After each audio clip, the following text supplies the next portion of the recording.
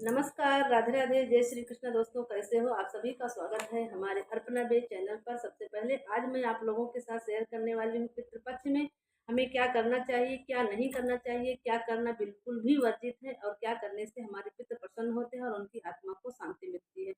इन सब जानकारी के लिए आपको हमारा पूरा वीडियो देखना होगा। तो सबसे पहले आप हमारे पूरे वीडियो को देखिएगा। यदि आपको अच्छा लगे तो वीडियो को लाइक, सब्सक्राइब करना और शेयर भी कर देना।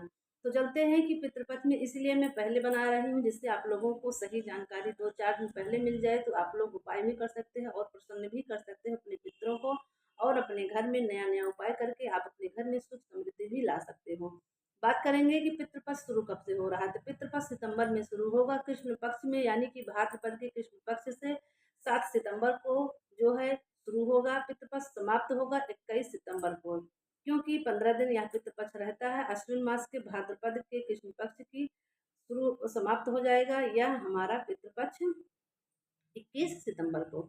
तो बात करते हैं सबसे पहले कि करना क्या चाहिए। करना हमें ये चाहिए कि पितृपक्ष के दौरान हमें अपने पितरों को दान देने के लिए, उनको जल चढ़ाना चाहिए। उनकी आत्मा की शांति के लिए हमें अपने आसपास के जानवरों को भी भोजन कराना चाहिए, क्योंकि कहा जाता है कि पितृपक्ष में हमारे जो पितृ हैं वो हमारे धरती पर आते हैं और इधर उधर ही घूमते रहते हैं। वो हमारे समकक्ष हम क्या कर रहे हैं, क्या नहीं कर रहे हैं, इन सब पे उनकी नज़र रहती है। यदि हम मानते हैं तो नहीं मानते हैं तो कोई बात ही नहीं है, लेकिन हमें अपने करना चाहिए। पितृपक्ष के दौरान हमें अपने पितरों की आत्मा की शांति के लिए, अपने घर में सुख समृद्धि लाने के लिए जानवरों को भोजन कराना चाहिए। जैसे कौवा, बिल्ली, गाय, भैंस, चींटियों को सबको भोजन कराना चाहिए। हम अपने छत पर कौवे के लिए पानी जरूर रख देना चाहिए, इससे हमारे पितृ भी प्रसन्न होते हैं। और क्या करना चाहिए पितृपक्ष के दौरान, हमें पितरों को अपने रसोई घर में रात के समय अपने पितरों के लिए एक प्लेट में खाना और पानी रखकर जरूर रख देना चाहिए। इससे कहा जाता है कि रात के समय हमारे पितृ आते हैं घर पर और हमारी जो है दी हुई चीज़ों को समर्पित करते हैं और अपना आशीर्वाद देकर जाते हैं। इससे अन्नपूर्णा माता भी प्रसन्न होती हैं और हर मनोकामना की पूर्ति भी होती है। और हम पूजा, जैसे हमको कहीं घूमने जाना होता है, तो हम घूमने जाने जैसे पूजा स्थानों पर, मंदिरों पर जा रहे हैं, तो वहाँ पर भी हम दान पुण्य कर सकते हैं। वह भी हमारे पितरों को इसलिए समर्पित होता है।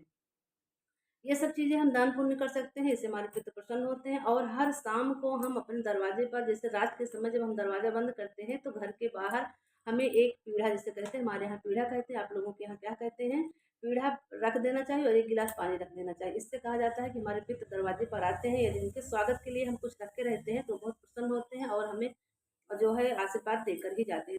ये ज़रूर करना चाहिए कि हमें अपने पितरों के लिए 1 पीढ़ी और 1 गिलास जल ज़रूर रख देना चाहिए। और आप अपने जो है पितृपक्ष के दौरान आप लोग अपने घर में पितरों को जल ज़रूर अर्पित कीजिएगा। इससे उनकी आत्मा को शांति मिलती है और अपने सुख समृद्धि का होने का वरदान भी हमें देते हैं। तो ये ज़रूर करना चाहिए। घर के बड़े बेटे, कहा जाता है कि घर के बड़े बेटे यदि तर्पण करते हैं, जल देते हैं, तो ज़्यादा शुभ होता है। छोटे बेटे भी कर सकते हैं, बीच वाले भी कर सकते हैं, जिनके घर में जो हो, बुजुर्ग हो, महिलाएं हो, सब कर सकते हैं। ऐसा करने से घर में सुख समृद्धि का वास होता है। अब आइए जानते हैं कि क्या नहीं करना चाहिए। इससे पहले आप लोगों से अनुरोध है कि वीडियो को लाइक करना, सब्सक्राइब करना और जो है कमेंट करके ज़रूर बताना कि आपको हमारी यह वीडियो कैसी लगी। और जो है आप लोग क्या जानकारी मेरे से चाहते हो, वो सब जानकारी मैं आप लोगों के साथ ज़रूर शेयर करूँगी। तो हमारा यह वीडियो हो, क्योंकि मैं पहले नहीं बनाती थी, बीच में ये भी बता दे रही हूँ, क्योंकि हमारा फ़ोन थोड़ा-सा ख़राब है, इसमें वीडियो साफ़ नहीं आती, यानी कि फ़ोटो। इस वजह से हमें बहुत परेशानी झेलनी पड़ जाती है। तो इसीलिए वो नहीं बना रही थी हम। कुछ लोगों को लगता होगा कि दीदी जो है सिर्फ़ अपना फेस नहीं डालती हैं, ऐसे आ जाती हैं, तो बुरा नहीं लगता। लेकिन अब हम सोच रहे हैं, क्योंकि हमारा चैनल बार-बार हम कोशिश करते हैं और जब पहुँच जाता है, शुरू हो जाता है, हमारे यूट्यूब वाले भाई पता नहीं कैसे उसको क्या कर देते हैं कि वो पूरा ही नहीं होता। तो शायद फेस की वजह से इसलिए मैं अब फेस लाना शुरू कर दी हूँ। अब हम जानते हैं कि हमें करना क्या नहीं चाहिए। पितृपक्ष के दौरान हमें क्या नहीं करना चाहिए।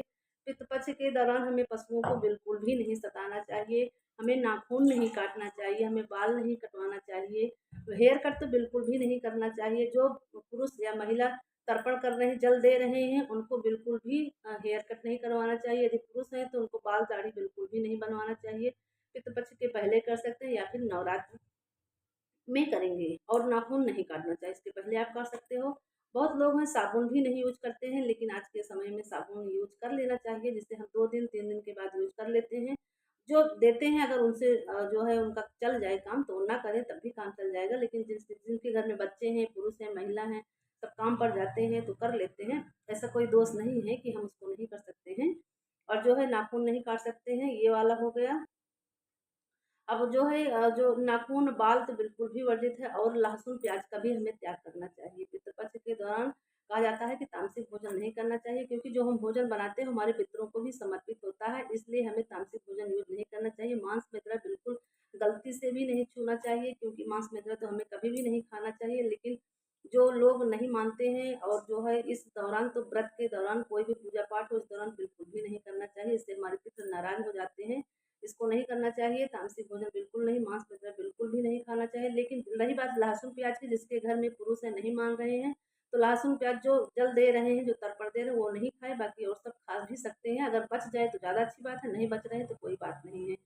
और कुछ लोग होते हैं कहते हैं कि जो है हम सूर्य को जल दे सकते हैं, मृत दे सकते हैं। आप सूर्य को बिल्कुल जल दे सकते हैं, पूजा पाठ भी कर सकते हैं, क्योंकि पितरों से भी उच्च, सबसे ऊंचा स्थान हमारे देव का होता है, भगवान का होता है। तो भगवान की पूजा हमें जरूर करनी चाहिए, दोनों टाइम करनी चाहिए, घंटी ध्वन भी करनी चाहिए, शंखनाद भी करना चाहिए, पूजा हमें जरूर करना चाहिए। इससे हमारे पितृ प्रसन्न होते हैं, क्योंकि हमारे पितरों से भी ऊपर हमारे देवी देवता जी होते हैं, इसलिए हमें उनकी पूजा जरूर करना चाहिए। और जो है शुभ कार्य हमें नहीं करना चाहिए, जैसे मांगलिक कार्य, शुभ कार्य नहीं करना चाहिए, गृह प्रवेश, शादी ब्याह, सगाई, ये सब काम हमें पितृपक्ष के दौरान नहीं करना चाहिए। ये सब करने से पितृ नाराज होते हैं और अशुभ भी फल जो है की प्राप्ति होती है, यानी कि अशुभ होता है, शुभ नहीं माना जाएगा, इसलिए हमें इससे बचना चाहिए। आप लोग हमेशा देखते होंगे कि जो है पितृपक्ष के दौरान किसी के यहाँ कोई भी शुभ कार्य नहीं होता, चाहे छोटा मोटा कार्य हो, चाहे बड़ा कार्य हो, हम पितृपक्ष में नहीं करते हैं। इसके बाद हम नवरात्रि के समय कर लेते हैं। हमें नए वस्त्र भी नहीं खरीदना चाहिए। यदि हम नया वस्त्र खरीदना चाहते हैं या पहनना भी नहीं चाहिए, यदि हम ऑलरेडी खरीद कर रख चुके हैं, तो हमें उसे पितृपक्ष के दौरान नहीं पहनना चाहिए। उसको हम बाद में पहन सकते हैं, या फिर हम नवरात्र में शुरू करेंगे। यदि यूज किया है तो आप पहन सकते हैं, लेकिन नया वस्त्र बिल्कुल भी यूज नहीं करना चाहिए, इससे भी पितर हमारे नाराज होते हैं। बिंदी हुई, जैसे नई बिंदी भी हम यूज नहीं कर सकते। चूड़ी हुई, जैसे नई चूड़ी यूज की वाली हम कर सकते हैं। बिंदी की रही बात, जैसे हम जिस डिब्बे से, जिस पत्ते से लगा रहे हैं, उसमें हम यूज कर सकते हैं, नया पत्ता हम नहीं निकाल सकते हैं। गहना भी हम नहीं खरीद सकते हैं, कोई भी खरीदारी हमें नई चीज़ नहीं करनी चाहिए। यदि हम करते हैं तो जो है पहले कर सकते हैं, या फिर हम पितृपक्ष के बाद 21 सितंबर के बाद कर सकते हैं। इससे जो है ये सब खरीदना शुभ कार्य में नहीं माना जाता है, अशुभ माना जाता है, इसलिए हमें इससे वर्जित माना जाता है। और हमें क्या नहीं करना चाहिए देवी देवताओं को प्रसन्न करने के लिए। और जो है हमें सबसे पहले तो जब भी हम खाना बनाएं तो अपने जो है आसपास के जो भी जीव जंतु उनके लिए थोड़ा सा निकाल दें। कहा जाता है कि पितृ हमारे इर्द गिर्द ही घूमते रहते हैं, पितृपक्ष के दौरान वो धरती पर आते हैं, तो इर्द गिर्द घूमते रहते हैं। यदि हम उनको देते हैं तो हम इससे हमारे पितृ भी प्रसन्न होते हैं, और जो है हमें सुख समृद्धि का वरदान भी देते हैं। उनको लगता है कि हाँ, हम इनको याद है, वो भी हमारी सेवा कर रहे हैं, इसी वजह से हमें ये सब करना ज़रूरी हो जाता है। तो आप अपने छत पर कौवों के लिए, चींटियों के लिए थोड़ा-सा आटा, शक्कर डाल सकते हैं। गाय को रोटी, जो है जो भी पशु हो, गाय हो, भैंस हो, कुत्ता हो, बिल्ली हो, उनके लिए रोटी जो भी आप बनाएँ उसको आप दे सकते हैं, इससे भी प्रसन्न होते हैं। बहुत ज़्यादा ज़रूरी होता है जानवरों को भोजन देना, इससे बहुत ज़्यादा किसी भी रूप में हमारे पितर हमारे पास आ सकते हैं। इसलिए बस सबसे ज़रूरी होता है कि सबसे पहले हमें इन चीज़ों का भी दान करना चाहिए, वस्त्र का दान देना चाहिए, अन्न का दान देना चाहिए। अन्न का दान देने से पितृ भी प्रसन्न होते हैं। जो भी हम दान देंगे ये सब हमारे पितरों को समर्पित होगा, उनकी आत्मा को शांति मिलेगी और हमें भी सुख समृद्धि का वरदान मिलेगा। तो बस इतना ही दोस्तों, अगर आप लोगों